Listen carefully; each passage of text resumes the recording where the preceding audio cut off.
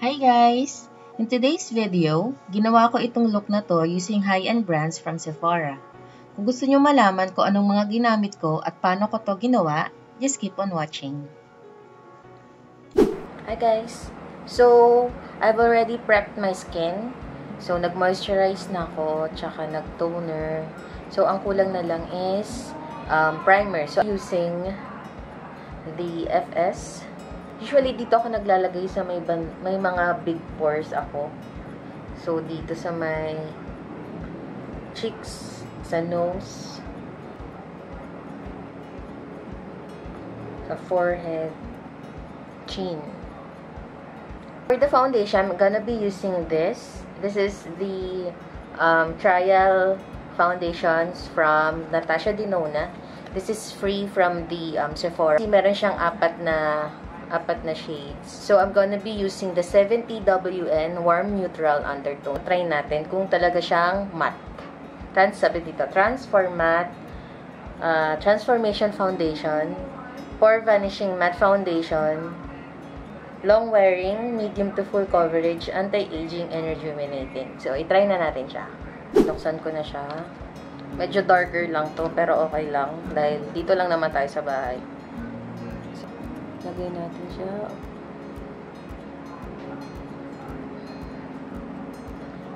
One side muna. Para makakompare natin kung gaano siya ka full coverage. Kung medium to full coverage ba siya. And yung finish, kung maganda pa. At para ma-compare natin dito sa wala pang foundation. So, I'm gonna be using a flat top kabuki. So, staple lang natin.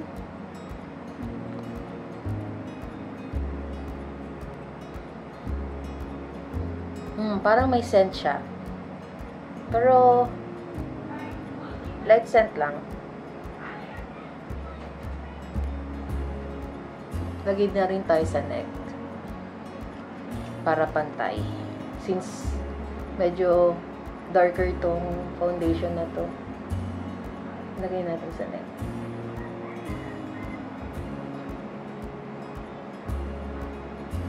Ayan. Wow. Oh. In fairness, maganda siya. Tsaka parang nawala yung pores ko. Kita nyo ba? Teka lang. Masyado kasing maliwanag. Ayan. Compare mo dito. Wait. Madali din siya mag-set. Wala ko nararamdaman na stickiness or tackiness. Yan. Tingnan mo, parang ang kinis. Ang ganda. Ito yung wala pa. As you can see, may mga redness ako dyan, uneven skin tone. Tapos ito yung may foundation. My God, ang ganda. Yan. Wait lang. Kaya ba? Focus. Yan.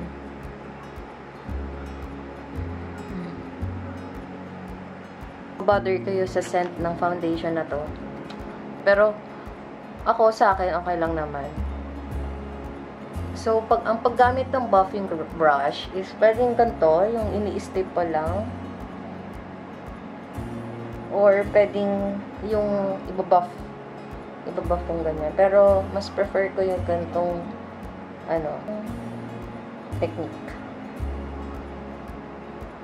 Tapos, yung i-blend natin.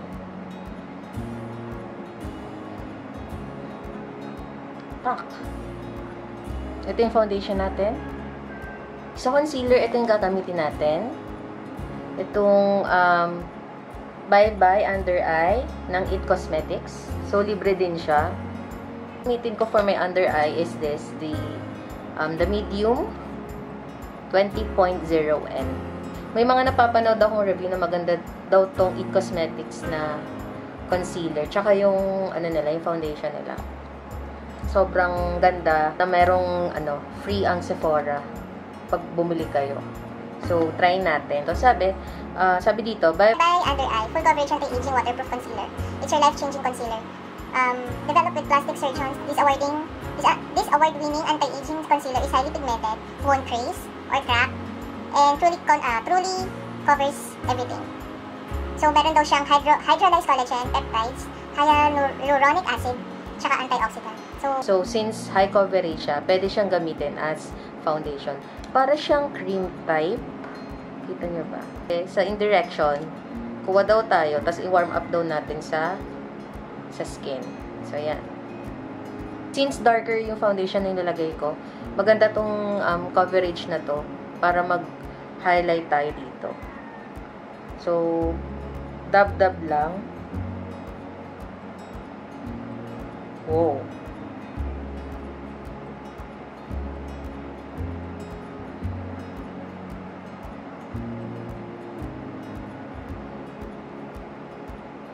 Tapos dito.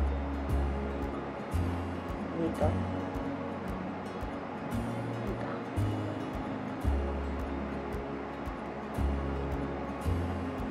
Lagyan na rin natin yung eyelids natin para mag-neutralize. Yan. As you can see na brighten up niya yung under eyes natin. Sobrang high full coverage niya. So, maganda nga itong pang foundation. But as of now, ginamit natin siya as concealer. Naalala ko yung MAC Cosmetics. Yung yan. Naalala ko yan. Isa-set na natin yung ating under eye tsaka yung face. I'm going to use the Coty Spun.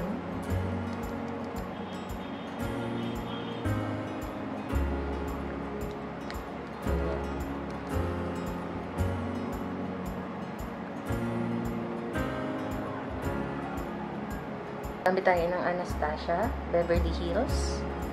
Lagay natin siya dito sa hollows ng cheeks natin. Sa jaw. Tsaka sa forehead. Yan. So, ganyan.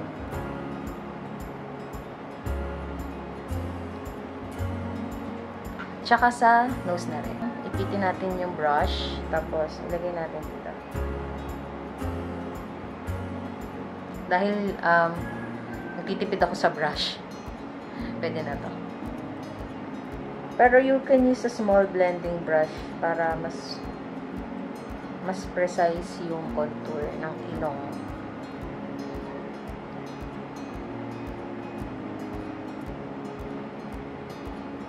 Contoured na ba? And then for the blush, gamitin natin itong Morphe. This one. So, tap the excess.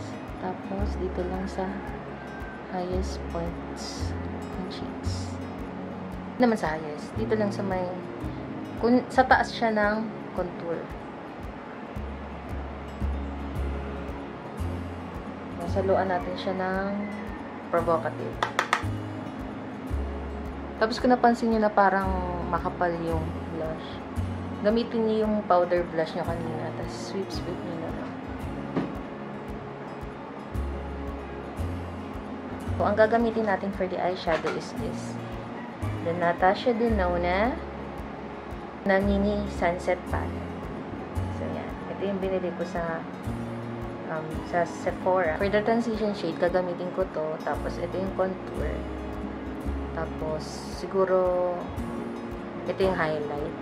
Bahala na kung ano yung magagawa natin. So, pero gusto ko nang magamit. Gusto makita kung gaano siya kaganda. Itong cranberry na. Muna natin yung lids natin.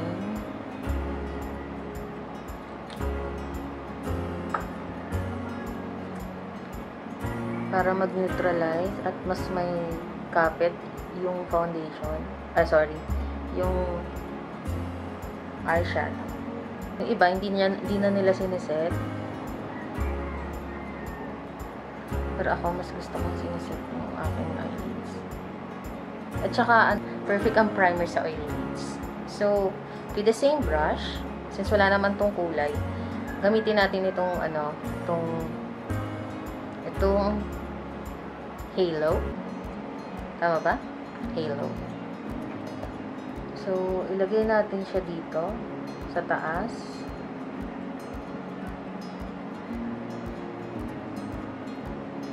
Sa taas ng crease.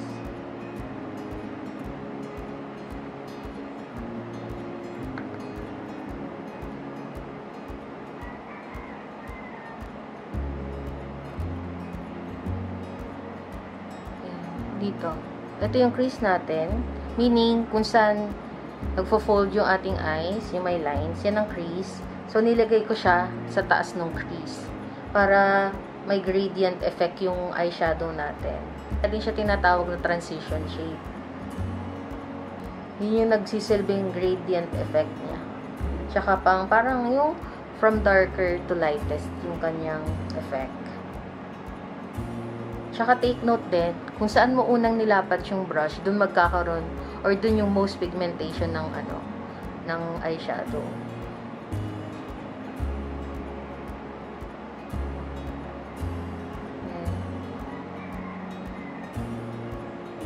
A clean brush, pwede nating linisin yung yung transition. Ganyan.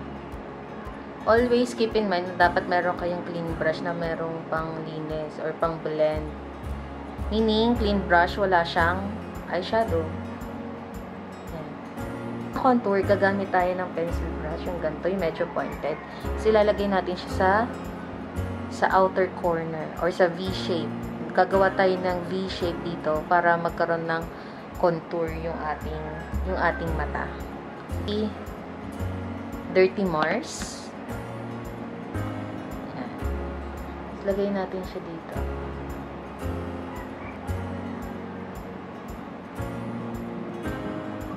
So, wala pa talaga akong idea kung ano yung ating look.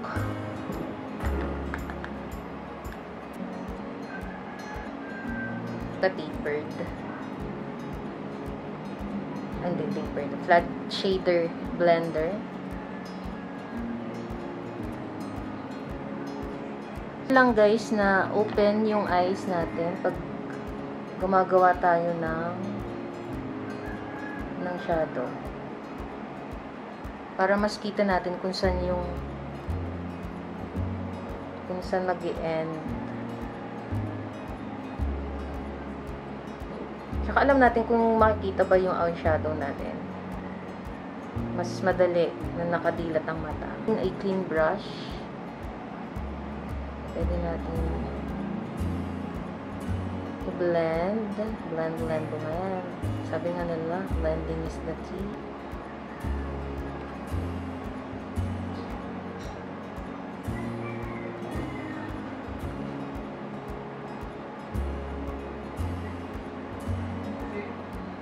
Gawa tayo ng halo eye. Lagay tayo dito sa gitna, sa inner corner din.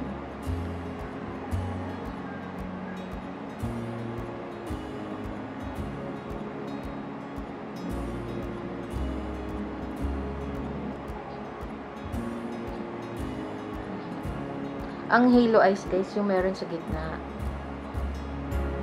Gagamitin natin tong pink na to. Yun ang ilagay natin sa gitna. So, gamit na lang tayo ng finger kasi mas makukuha natin yung pigmentation using our fingers. Get lang.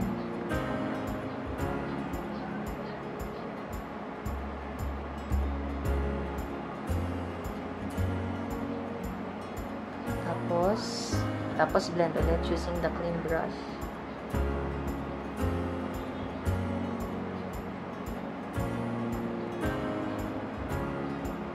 Balik tayo dun sa transition natin.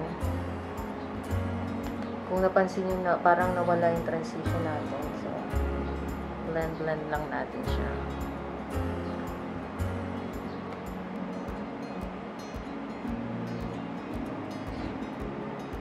Patungan natin siya ng guava.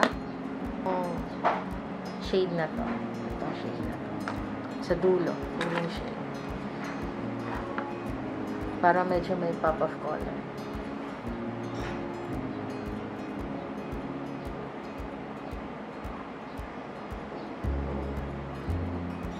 Tapos, lagay na rin tayo sa inner corner.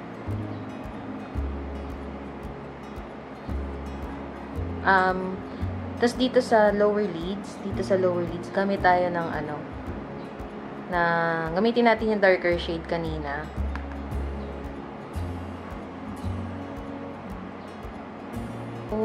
Yung pink shade or yung cranberry shade, lagyan natin dito.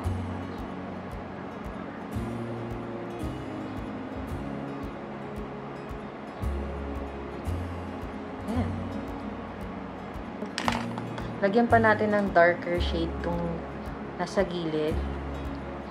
Itong inner corner. Tsaka yung outer corner.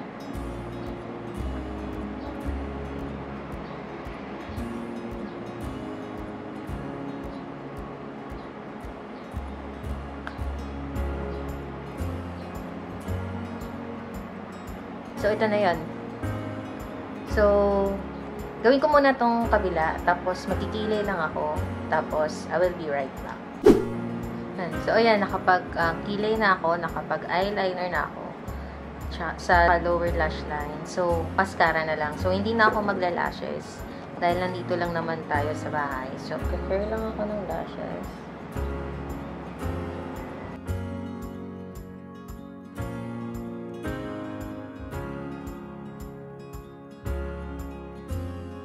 Maybelline Hyper Curl.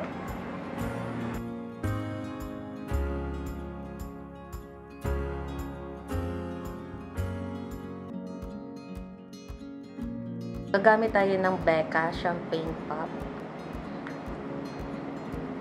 Gawin natin siya dito sa highest point ng ating cheeks. Sobrang ganda nito, guys.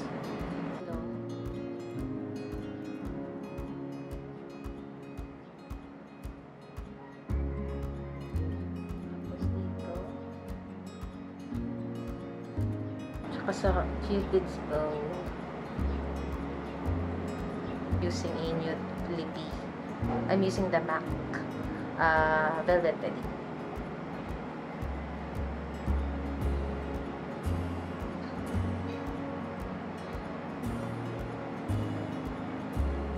Tingnan lang natin kung may mga kailangan pa tayong dagdag.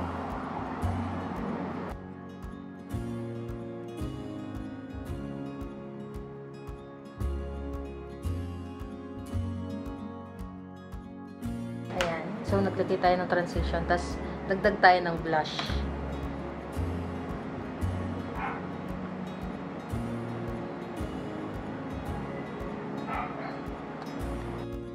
So, this is our final look. So, nagdagdag pala ako na medyo lighter shade na lippy, na liquid lipstick ng Careline. Tapos, ayan na. I hope na may natutunan kayo. And thank you. Don't forget to subscribe, like, and share this video. Bye!